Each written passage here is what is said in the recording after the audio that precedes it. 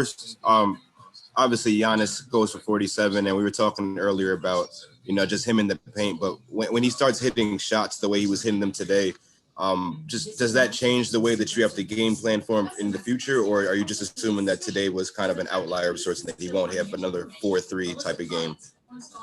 I mean, I think we can live with that.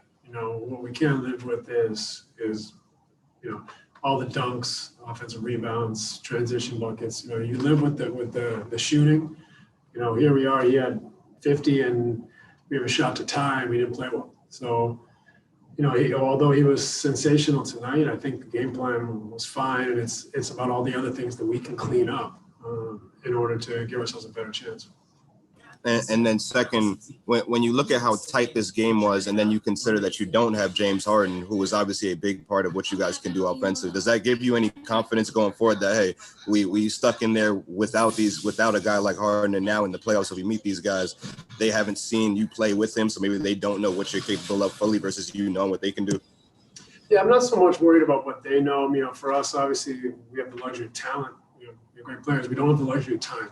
And so that's okay. We understand that, and we'll work around that. James will give us a totally different dimension, but we don't sit here and say, well, wait till James gets back. We try to solve the puzzle now. And so James will give us, obviously, something great to build on, but we can look at all the things that we did wrong today, and there was a lot of things I thought where we just weren't sharp tonight. So we cleaned some of those things up, and I think we give ourselves a better chance. Alex Schiffer, The Athletic.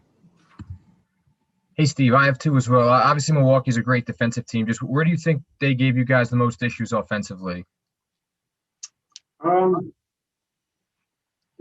we didn't shoot the ball very well. We weren't really sharp. I thought we got a little stagnant at times. We turned the ball over a ton on unforced turnovers. So they're a good defensive team. We scored 114 points and didn't shoot the ball well, turned it over all the time. So I think it's more about us playing a little better, a little sharper, taking care of the basketball. We were a little better in the second half in that respect, but getting a chance to see some of these top teams and play them this time of the season is important for us. So tonight, I think we'll learn a lot from this experience. And then Jeff went down, but then came back in. Just if you have an update on him? I don't. I know he took a knee to the hip, but I have no idea how he's going. Tom Dowd, BrooklynNets.com.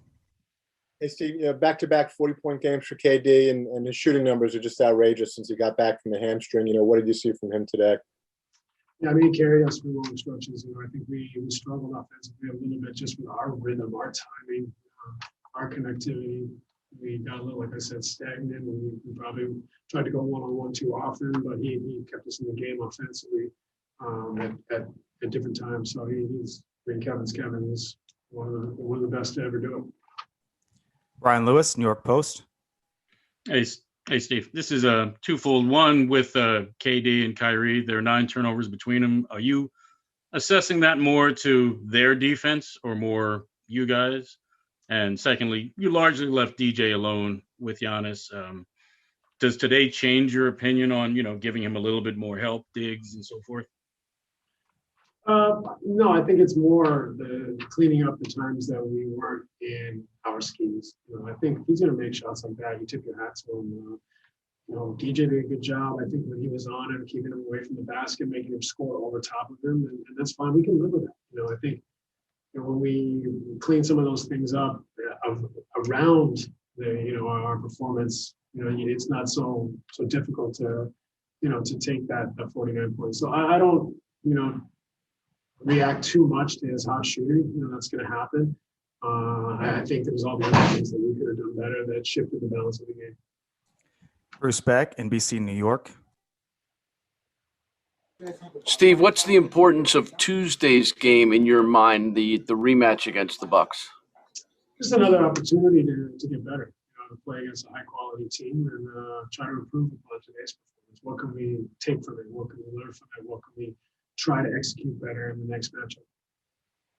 Go back to Christian Winfield. Hey, Coach, can you talk about the defense that Drew played on Kyrie and whether there's anything that you can do to maybe either get him some better looks or just what you saw in that matchup? Yeah, I mean, we all know he's an elite defender. I think we got a little stagnant at times. We need to move and play together.